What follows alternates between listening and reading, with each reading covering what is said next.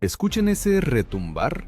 No es una tormenta, no es un terremoto, son miles de golpes acompasados de hierro contra madera. Un retumbar que, según el historiador Polibio, era más temible que la propia batalla, la marcha de la legión romana. Cada paso resonaba en el pecho como martillazos, cada sonido era una promesa de que delante estaba un ejército que no podía ser quebrado con un simple empuje. Pero, ¿qué daba a estos hombres la confianza para resistir hasta el final? ¿Qué secreto les permitía sobrevivir en aquellas batallas donde otros pueblos morían por decenas de miles? La respuesta se oculta en aquella formación que más tarde recibiría el nombre de tortuga. Esta formación de combate se llamaba en latín testudo. Los legionarios unían sus escudos de tal manera que formaban un único caparazón.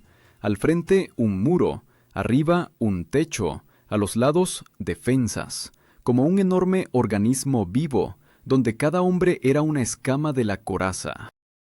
En las descripciones antiguas de Tácito, leemos que las flechas y las piedras literalmente rebotaban en esta construcción, como la lluvia en un techo rocoso.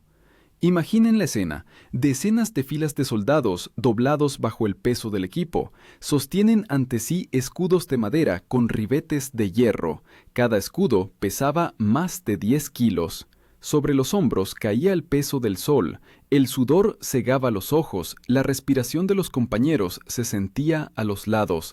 Y aún así, nadie se atrevía a ceder, bastaba con que uno se saliera, y en el caparazón se abría un agujero mortal. Por eso la testudo exigía no solo fuerza, sino una confianza absoluta entre todos.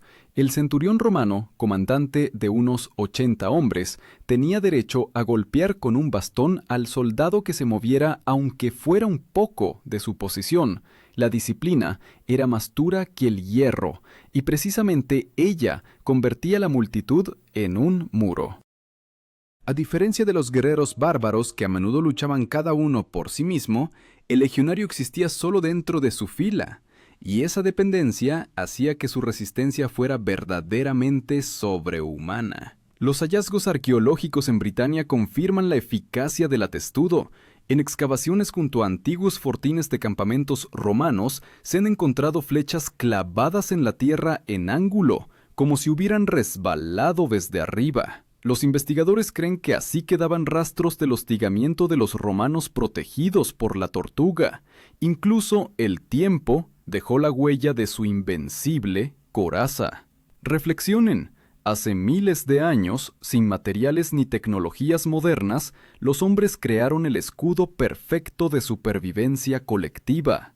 No es solo una maniobra militar, es el símbolo de que una formación unida es más fuerte que cualquier valentía individual.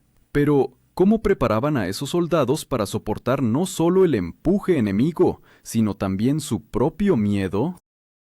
¿Y cómo era la preparación para aquel momento en que la tortuga tenía que cobrar vida en el campo de batalla? En el silencio del campamento se escuchaba el chisporroteo de las piedras de afilar y los golpes de martillo sobre el bronce. La preparación de la legión romana para la marcha era tan dura como el propio combate. Cada legionario llevaba consigo no solo armas, sino una parte del ejército. Polibio escribió que un soldado debía cargar hasta 30 kilos de equipo, armaduras, yelmo, lanzas arrojadizas, comida para varios días e incluso herramientas para fortificar el campamento. Por eso los llamaban las mulas de Mario, en memoria de la reforma del cónsul Cayo Mario, que puso la carga del abastecimiento sobre los hombros de los propios soldados. El arma principal del legionario era la corta espada de estocada, el gladius, pero era el escudo, el enorme rectángulo llamado scutum, el verdadero centro de toda la táctica. El scutum se fabricaba con varias capas de madera, encoladas y recubiertas de cuero, con un humbo metálico en el centro. Pesaba alrededor de 10 kilos, y precisamente de esos escudos nacía la impenetrable tortuga. El escudo no era solo una defensa, sino también un símbolo del deber. Perder el scutum se consideraba una deshonra, por la cual un soldado podía ser expulsado del ejército. Para prepararse para la testudo, los legionarios no eran entrenados tanto para luchar como para resistir. César, en sus comentarios sobre la guerra de las Galias, señalaba que el adiestramiento consistía en marchas interminables, ejercicios de señales y formaciones. Los golpes de bastón y los gritos de los centuriones sometían el cuerpo al ritmo de la legión. La tortuga era en sí misma un ejercicio de confianza. Uno cubría al compañero de la izquierda y éste te cubría por arriba. Si alguien desfallecía, todos morían. Imaginen un campo donde, bajo el sol abrasador, los romanos marchaban decenas de kilómetros con el equipo completo. La espalda crujía bajo la carga, los pies se llenaban de sangre, los labios se agrietaban de sed. Pero en lugar de descanso, el centurión ordenaba formarse en testudo, y los soldados alzaban de nuevo los escudos, escuchando otra vez el sonido de la trompeta que marcaba el ritmo del movimiento. Cada toque de la trompeta era una orden. Si te equivocabas, tu compañero perdía la protección. Así los romanos convertían el peso en costumbre. Incluso la comida durante la marcha formaba parte de la preparación para la prueba. La ración del legionario consistía en pan sencillo, gachas de trigo y pequeñas porciones de carne o queso. Todo eso debía cocinarlo él mismo, a menudo con prisa, entre el barro y el humo. Hambriento, agotado, cargando un peso en la espalda, aún así debía estar listo para cerrar filas. Un papel especial correspondía a los oficiales de rango medio. Los centuriones no eran solo capataces, sino ejemplos de firmeza. El centurión marchaba siempre en la primera línea, junto al estandarte, y era su grito el que obligaba a los legionarios a mantener los escudos en alto hasta el entumecimiento de los brazos. Según testimonios de los historiadores, fueron precisamente estos hombres quienes transformaron a reclutas dispersos en una máquina de guerra. Las excavaciones arqueológicas de los campamentos muestran huellas de los entrenamientos. Se han encontrado estacas de madera en las que los legionarios golpeaban sus espadas, simulando estocadas en el cuerpo del enemigo. Las lanzas halladas en los lugares de acampada mostraban marcas de cientos de lanzamientos. Todo esto demuestra que la preparación no era simbólica, sino una tortura diaria del cuerpo y del espíritu. Pero, ¿por qué fue precisamente la testudo la que se convirtió en símbolo de este ejército? Pues existían otras formaciones, la cuña, la línea, el cuadro. Lo que ocurría es que la tortuga mostraba mejor que ninguna otra la esencia misma de Roma. No exigía furia ni locura, sino sangre fría y sacrificio. Transformaba a cada guerrero en parte de un muro que solo podía avanzar. Y de pronto, la preparación llegaba a su fin. El estruendo de la trompeta rompía el silencio de la mañana, los estandartes se alzaban y la columna de legionarios partía en marcha. En ese instante, el miedo retrocedía, porque la formación cobraba vida.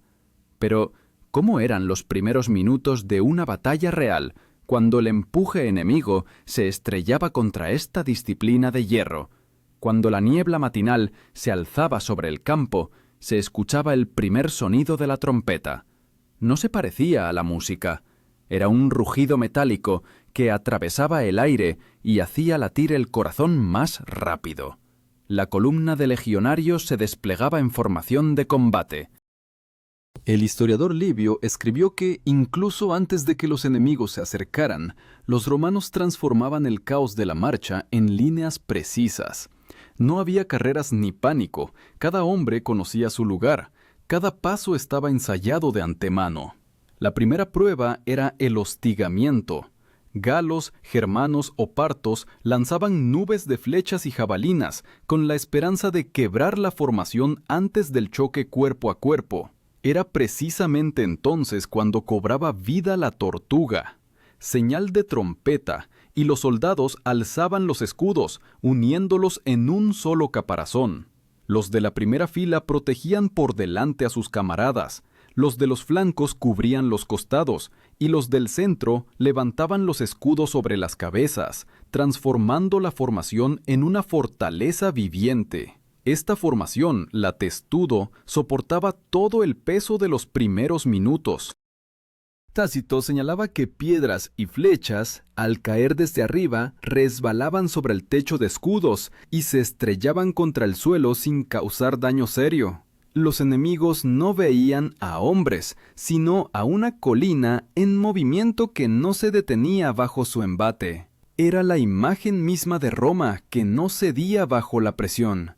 Imaginen el instante. El cielo se cierra con una lluvia negra de flechas, su silbido se funde en un único pitido continuo, pero abajo, silencio. Los legionarios permanecen firmes, se escucha solo el roce de los escudos y la respiración pesada. El escudo sobre la cabeza se convierte en tu cielo, el compañero a la izquierda es tu muro, y el sonido de la trompeta es tu corazón. Sabes que si flaqueas, si bajas el escudo un segundo, la muerte entrará por esa rendija. El scutum se transformaba allí en un símbolo de vida. Su peso, que ayer parecía un tormento en los entrenamientos, ahora salvaba de flechas y piedras. El golpe del hierro, arriba, resonaba con un eco sordo, pero el caparazón aguantaba. Los soldados sentían cómo la madera temblaba bajo sus manos, cómo el hierro del humbo sacaba chispas al ser golpeado, pero la formación permanecía intacta. El centurión marchaba en las primeras filas, vigilando que nadie rompiera el orden. Su voz, dura y autoritaria, se imponía sobre el ruido de la batalla. Las fuentes antiguas subrayan que eran los centuriones quienes recibían los primeros golpes, para, con su ejemplo, mantener firme la formación. Su dureza en el adiestramiento se convertía en un escudo cuando empezaba la batalla real. Los hallazgos arqueológicos confirman la realidad de estos momentos. En lugares de combate se encuentran puntas de flechas rotas, incrustadas en capas de tierra, como si hubieran caído desde arriba sin atravesar obstáculo alguno. Esto indica que las flechas no alcanzaban el objetivo debido a la defensa colectiva. El caparazón de la tortuga funcionaba de verdad. Pero el hostigamiento era solo el comienzo. Los enemigos que no lograban romper la formación con flechas pasaban a la lucha cuerpo a cuerpo. Los galos cargaban con enormes espadas, los germanos bramaban y se lanzaban de frente, los partos descargaban nuevas embestidas de caballería. En ese instante la tortuga se abría, transformándose en línea de combate, y entonces empezaba la verdadera carnicería. Los legionarios lanzaban hacia adelante sus pilum, las pesadas jabalinas de combate. Cada pilum pesaba hasta 2 kilos y tenía una punta de hierro que se doblaba al impactar. Según el testimonio de César, estas lanzas atravesaban los escudos enemigos, volviéndolos inútiles. El enemigo quedaba sin defensa, y el romano ya alzaba el gladius para el golpe cercano. Así, los primeros minutos de la batalla se convertían en una prueba infernal de resistencia. La tortuga salvaba a los legionarios del hostigamiento lejano, pero delante les aguardaba el combate donde se decidía la suerte de cada uno. El sol ascendía más alto y el estruendo del combate se extendía por el valle. Y aún así, lo más temible estaba por llegar, cuando contra el muro romano se lanzaba una masa de enemigos que los superaba en número varias veces. El campo de batalla hervía como un caldero al rojo vivo. A su alrededor retumbaba el choque del metal. El aire estaba impregnado de humo y sangre, y la tierra bajo los pies se volvía resbaladiza. Allí comenzaba la verdadera culminación del enfrentamiento. El enemigo, enloquecido por la furia y las pérdidas, se precipitaba contra la formación romana con un único objetivo: romper la muralla de escudos. Polibio escribió que, en esos instantes, el ruido de la lucha se transformaba en un clamor, semejante al rugido del océano, y precisamente en ese caos, la disciplina romana resultaba decisiva. El orden del combate era dirigido por los oficiales. En los flancos estaban los tribunos militares, que vigilaban el conjunto y transmitían las señales. En las primeras filas, los centuriones, que con su ejemplo mantenían a los soldados en su puesto, y por encima de todo se alzaba la voz del legado, el comandante designado por el Senado o el emperador. Él marcaba la estrategia, pero la ejecución dependía de la labor precisa de cada pequeño eslabón.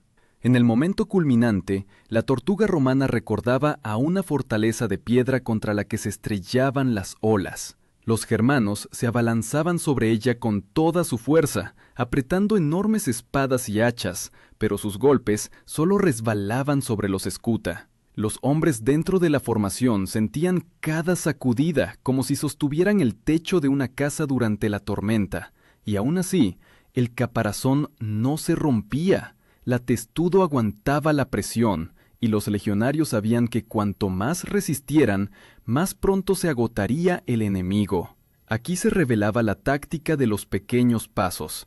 Los legionarios no se lanzaban hacia adelante, no buscaban hazañas individuales.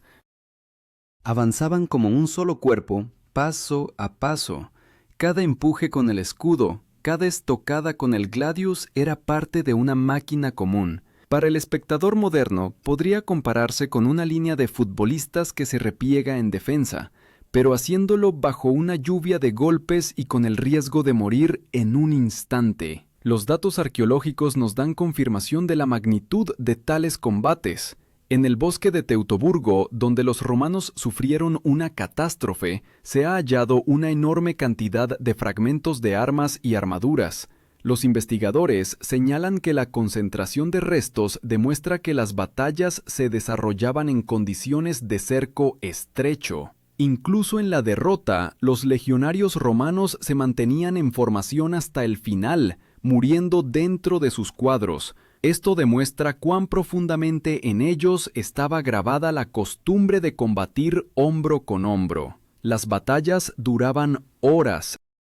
Bajo el sol abrasador o una lluvia fría, los hombres permanecían como muros vivos. Sus brazos se entumecían por el peso de los escudos, los músculos se paralizaban con calambres, pero la disciplina no les permitía bajar las armas. Las fuentes mencionan que el legionario debía resistir hasta que el enemigo retrocediera o hasta que sonara una nueva señal de la trompeta. El cuerpo humano se desgarraba, pero la voluntad romana lo obligaba a continuar. Un papel especial desempeñaban los portaestandartes. El águila de la legión, Áquila, era el símbolo del honor. Perder el estandarte se consideraba la mayor deshonra. Por eso, incluso cuando la formación se tambaleaba, los soldados se aferraban al estandarte como a un punto de apoyo. No era solo un símbolo, era el centro de toda la psicología del combate. Y sin embargo, no todas las batallas terminaban en victoria. Hubo momentos en los que el enemigo encontraba un punto débil, cuando la tortuga se quebraba. Entonces el caos arrasaba la formación y miles de vidas desaparecían en minutos. Pero incluso en las derrotas la táctica romana dejaba su huella. Los bárbaros que habían visto la fuerza de la tortuga intentaron luego imitarla, pero nunca alcanzaron el mismo nivel de coordinación. La culminación de la batalla era el momento en que se decidía no solo el destino del ejército, sino también el de la propia imperio, pues cada legión era parte de la gran máquina de Roma. Mantener la formación hoy significaba abrir el camino a las conquistas de mañana. Y precisamente esa conexión entre el sacrificio personal y el destino del Estado convertía a cada tortuga en un símbolo. Pero, ¿qué ocurría después? Cuando el estruendo del combate se extinguía y el campo quedaba cubierto de cuerpos, cuando el último sonido de la trompeta callaba y las nubes de polvo se asentaban, el campo de batalla se transformaba en una visión aterradora. La tierra estaba marcada por hoyos de cascos y pisoteada por miles de pies. El aire olía a metal y humo, y el silencio parecía más fuerte que el grito. En ese instante llegaba el desenlace. El resultado del enfrentamiento se decidía no solo por la resistencia del atestudo, sino también por la capacidad de los romanos de mantener el orden después del sangriento embate. Livio señalaba que una legión que resistía el ataque y mantenía la formación casi siempre lograba la victoria. Los enemigos, agotados tras intentar romper el caparazón, terminaban cediendo. Entonces los romanos pasaban a la contraofensiva. La formación se abría y los soldados avanzaban paso a paso, rematando al adversario. Los gladii se alzaban y descendían. Cada golpe era corto y preciso. Los romanos no blandían el arma de forma espectacular, mataban con economía, de modo que sus fuerzas bastaran para decenas de enemigos. El punto clave del desenlace era la orden del legado. Él decidía si continuar la persecución o detenerse. Un exceso de entusiasmo en la caza podía convertirse en una emboscada. Por eso, el ejército romano intentaba mantener la frialdad. Incluso en la victoria, la disciplina era más importante que la emoción. Las excavaciones arqueológicas confirman la magnitud de las pérdidas. En el bosque de Teutoburgo, donde los romanos sufrieron la derrota a comienzos del siglo I, se han encontrado gran cantidad de huesos dispuestos en capas. Esto indica la muerte masiva de soldados que mantuvieron la formación hasta el final. Al mismo tiempo, en lugares de victoria, como en Alesia, se hallan restos de fortificaciones y alineaciones regulares de campamentos, lo que demuestra que incluso tras la batalla, los romanos preservaban el orden y construían defensas. El final del combate no era solo un desenlace militar, sino también una prueba psicológica. Los soldados, que durante horas habían soportado golpes y gritos, permanecían entonces entre cadáveres, sus rostros cubiertos de sangre, propia y ajena, y sus manos temblorosas de cansancio mostraban el precio de la lucha, pero el centurión aún sostenía el bastón en la mano y su grito volvía a reunir la formación. El imperio no permitía a sus guerreros relajarse. De nuevo, los símbolos tenían un papel esencial. El águila de la legión, Áquila, se alzaba sobre el campo de batalla como signo de supervivencia. Perderla se consideraba una tragedia para toda Roma. Los pueblos enemigos guardaban las enseñas capturadas como los más altos trofeos, mientras los romanos emprendían campañas durante décadas para recuperarlas. Este elemento simbólico convertía cada victoria y cada derrota en parte de la historia común del imperio. Tácito escribía que, tras la batalla, los soldados recogían las armas de los enemigos y las amontonaban, para mostrar la magnitud de la victoria. Estos trofeos se enviaban a Roma, donde el pueblo recibía a los vencedores con triunfos.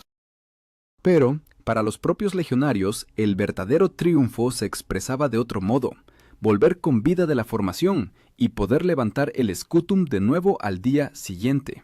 El desenlace también tenía consecuencias materiales. La victoria significaba nuevas tierras, esclavos, tributo. La derrota, la pérdida de miles de vidas y la amenaza sobre toda la frontera. La historia de Roma conoció ambos resultados, pero incluso las derrotas más duras no destruían lo esencial, la idea de la disciplina, encarnada en la tortuga. Se estima que una legión promedio, en el apogeo del imperio, contaba con unos 5.000 soldados. Perder siquiera una tercera parte del ejército se consideraba una catástrofe, pues cada unidad legionaria era una costosa máquina forjada de hierro, sangre y adiestramiento. Historiadores modernos como Adrian Goldsworthy señalan que fue precisamente la capacidad de mantener la eficacia después de las batallas más terribles lo que hacía único a Roma. Pero, tras esta resistencia, siempre se alzaba una pregunta humana. ¿Qué significaba ser parte de un muro que no tenía derecho a ceder? ¿Qué sentía un legionario al quitarse el casco y descubrir que junto a él quedaba solo la mitad de sus compañeros? ¿Y qué les impulsaba a levantarse de nuevo el día siguiente y volver a transformarse en la fortaleza viviente del imperio? Cuando todo terminaba y el ejército regresaba al campamento, comenzaba la etapa más dura, no el combate, sino el silencio después de él. Las fuentes cuentan que los soldados se sentaban junto a las hogueras, comían pan frío y miraban hacia la oscuridad. Algunos se vendaban las heridas sin palabras, otros limpiaban sus espadas de la sangre seca, y en aquella quietud todos comprendían: habían sobrevivido no gracias a la fuerza individual, sino porque la formación se había mantenido firme. La tortuga salvaba allí donde el hombre solo hubiese sido insignificante ante el embate del enemigo. César, en sus comentarios sobre la guerra de las Galias, subrayaba que era la disciplina, y no la furia, la que otorgaba la victoria. El soldado que se lanzaba solo contra el enemigo era el primero en morir. En cambio, quien permanecía en formación podía vivir un día más. Este principio hacía única al ejército romano. No se apoyaba en el heroísmo individual, sino en la transformación de miles en un solo cuerpo. La testudo se convirtió en el símbolo de esta filosofía. No era la formación más rápida ni la más flexible, no brillaba por su espectacularidad, pero en ella se reflejaba la esencia de Roma, lenta, pesada, pero inexorable. La tortuga podía avanzar con lentitud, pero cada uno de sus pasos era inevitable. Imaginen esta imagen, decenas de filas de escudos unidos en un cuadrado. Encima, un techo de madera y cuero que resonaba con los golpes de las flechas, pero seguía impenetrable. Dentro, hombres exhaustos, cansados, pero dispuestos a mantenerse firmes hasta que cayera el último. Para el enemigo no era solo un muro, era la sensación de enfrentarse no a hombres, sino al destino mismo. La arqueología nos ofrece pruebas escasas pero convincentes. En Cartago y en las islas británicas se han hallado representaciones murales en las que los soldados romanos aparecen bajo escudos unidos sobre sus cabezas. En tumbas de legionarios se encuentran marcas de heridas que muestran golpes recibidos desde arriba y desde el frente, que no siempre alcanzaron su objetivo. Estas huellas son sombras de piedra de aquella tortuga que sobrevivió a los siglos. Historiadores modernos como Goldsworthy destacan que la testudo no puede entenderse solo como un recurso táctico, era un elemento de cultura. Enseñaba a los soldados la principal virtud, la confianza en el compañero. En la tortuga no había lugar para la individualidad.